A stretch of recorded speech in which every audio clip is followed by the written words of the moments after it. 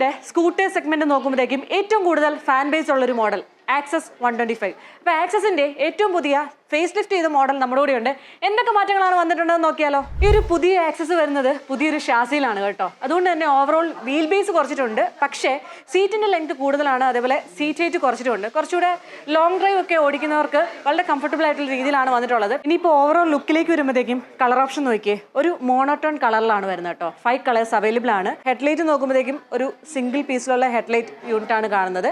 പിന്നെ ഒരു പുതിയൊരു DRL ആഡ് ഓൺ ആയി വന്നിട്ടുണ്ട്. ഇതിനൊക്കെ പുറമെ ഒരു സിംഗിൾ പാനലുള്ള ഒരു ഫ്രണ്ട് ഭാഗമാണ് കാണുന്നത്. മുന്നേ ഉണ്ടായിരുന്ന ഒരു 3 ലെയർ ആയിട്ടുള്ളൊരു ഓപ്ഷനിലായിരുന്നു, പക്ഷേ ഇപ്പോൾ ഒരു സിംഗിൾ പാനലാണ് വരുന്നത്. അതേപോലെ ഇതിൽ പുതിയ അപ്ഡേറ്റ് ചെയ്ത് വന്നിട്ടുള്ളൊരു എഞ്ചിനാണ് കേട്ടോ. 124cc 8.42 PS പവറും 10.2 Nm ടോർക്ക് പ്രൊഡ്യൂസ് ചെയ്യുന്ന, അതായത് ടോർക്ക് കുറച്ചുകൂടെ കൂടിയിട്ടാണ് ഈ ഒരു വെഹിക്കിളിൽ വന്നിട്ടുള്ളത്.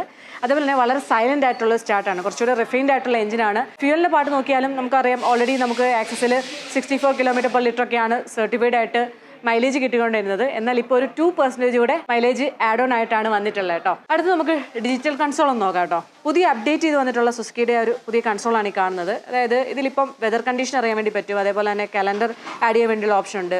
അതേപോലെ ബ്ലൂടൂത്ത് കണക്ട് ചെയ്യാൻ വേണ്ടിയുള്ള ഓപ്ഷൻ ഓൾറെഡി ഉള്ളതാണ്.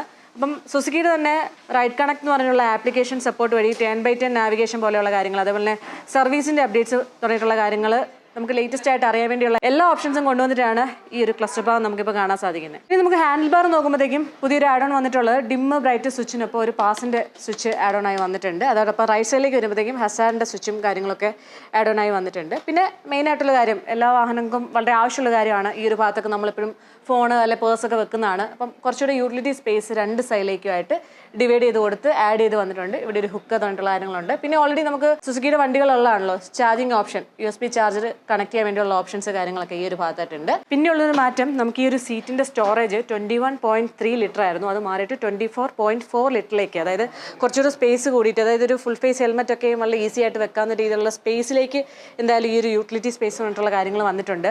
പിന്നെ എന്തായാലും നമുക്ക് റൈഡ് ചെയ്ത് ഒരു എക്സ്പീരിയൻസ് വീഡിയോ നമുക്ക് പിന്നെ ഒന്ന് ആഡ് ചെയ്യാം. പിന്നെ നമുക്ക് എപ്പോഴും വേണ്ട ഒരു കാര്യം ഇതിൽ മിസ്സിംഗ് ആയിരുന്നു, അതായത് ആക്സസിൽ. അതായത് നമുക്ക് എപ്പോഴും ഒരു ഇറക്കത്തിലോ അല്ലെങ്കിൽ ഒരു കയറ്റത്തിലോ ഒക്കെ വെച്ചിട്ട് പോകുമ്പോഴത്തേക്കും ഈ ഒരു ലോക്ക് മുന്നേ ഉണ്ടായിരുന്നില്ല. ഈ ഒരു ലോക്ക് എന്തായാലും പ്രൊവൈഡ് ചെയ്യുന്നുണ്ട് പുതിയ ഈ ഒരു ആക്സസിൽ. അപ്പോൾ എന്തായാലും ഞാനിപ്പോൾ ഉള്ളത് നമ്മുടെ G Square സുസുക്കി കോട്ടയത്താണ്. ഇപ്പോൾ ഇവിടെ ഈ ഒരു പുതിയ ആക്സസിൻ്റെ ലോഞ്ചും അതോടൊപ്പം 10th ആനിവേഴ്സറിയുടെ ഒരു വലിയൊരു പ്രോഗ്രാമോടെയാണ് നടക്കുന്നത്. അപ്പോൾ ഓൾ ദ വെരി ബെസ്റ്റ് നമ്മുടെ G Square സുസുക്കിക്ക്. അപ്പോൾ ഈ ഒരു വെഹിക്കിളിനെ പറ്റി എന്തെങ്കിലും ഡൗട്ടോ കാര്യങ്ങളുണ്ടെങ്കിൽ ഡിസ്ക്രിപ്ഷനിൽ ഞാൻ നമ്പർ ആഡ് ചെയ്തേക്കാം, നേരെ കണക്ട് ചെയ്തോളൂ. Thank you for watching.